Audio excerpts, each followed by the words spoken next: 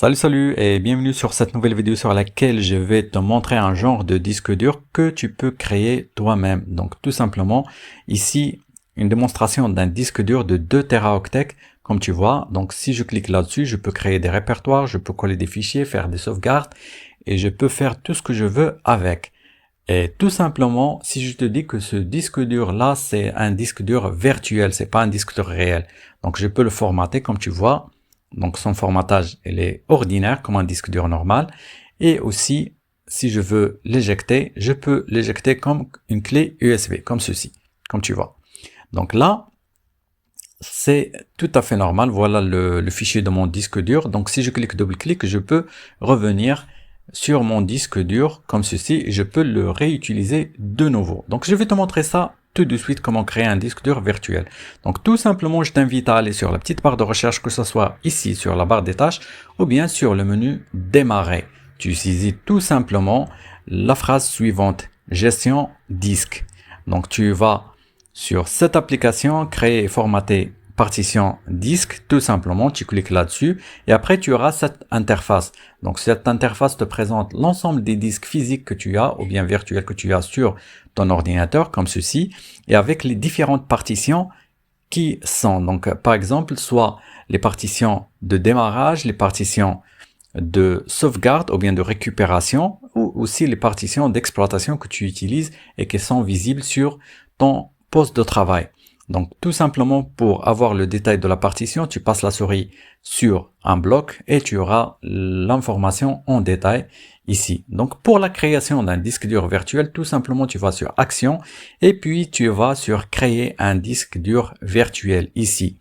Donc quand tu cliques là-dessus, donc tu auras cette interface. Donc cette interface te permet de mettre différentes informations concernant le disque dur virtuel que tu souhaites créer. Donc l'emplacement de sauvegarde. Donc moi, je vais le sauvegarder ici sur le bureau, mais quant à toi, donc il faut que tu le sauvegardes sur un emplacement, par exemple mes documents, ou bien sur un disque dur externe, ou bien comme tu le souhaites. Bien sûr. Ici, je sélectionne bureau, je mets le nom Angle Formation par exemple, et ici le type de disque dur, donc tout simplement pour les versions comme Windows 8 ou bien Windows 10, tu choisis VHD, mais pour un Windows 11, je te conseille de choisir VHDX. Donc comme ça, tu auras plusieurs avantages sur lesquels je vais parler tout de suite.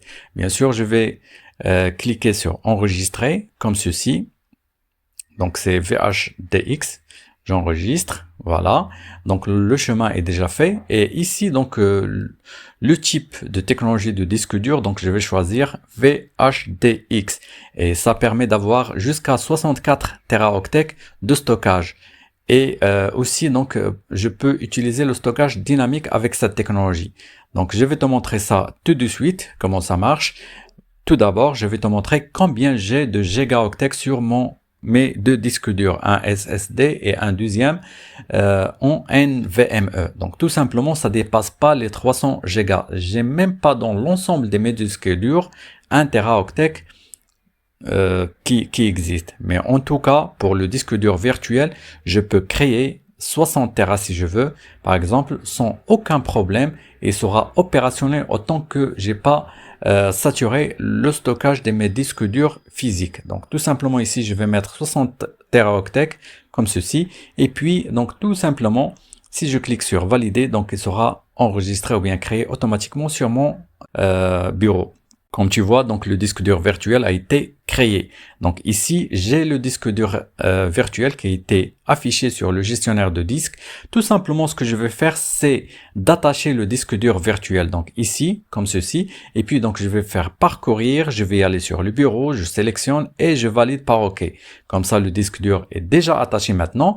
Et il reste une deuxième action à faire pour activer le disque dur. Donc, c'est un clic droit de la souris sur le nom de mon disque comme ceci et puis il faut l'initialiser donc pour qu'il soit opérationnel. Ici je vais sélectionner GPT donc de préférence pour ne pas avoir des erreurs surtout sur le gros stockage comme ceci et après donc je valide par OK. Donc tout simplement il sera réinitialisé, il sera prêt à être partitionné. Donc il reste maintenant à faire des partitions vu que c'est un espace non alloué. Un clic droit de la souris puis nouvelle partition et puis donc tout simplement suivant, et après, comme ceci, voilà, je vais sélectionner la lettre et aussi le formatage de préférence que vous mettez NTFS, donc pour les gros fichiers, donc ça marche très très bien, mieux que exFAT.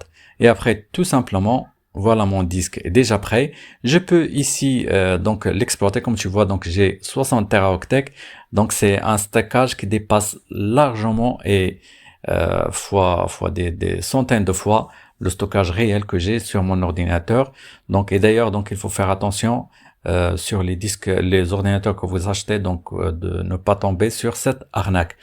Et après, donc, je peux coller mes fichiers là-dessus.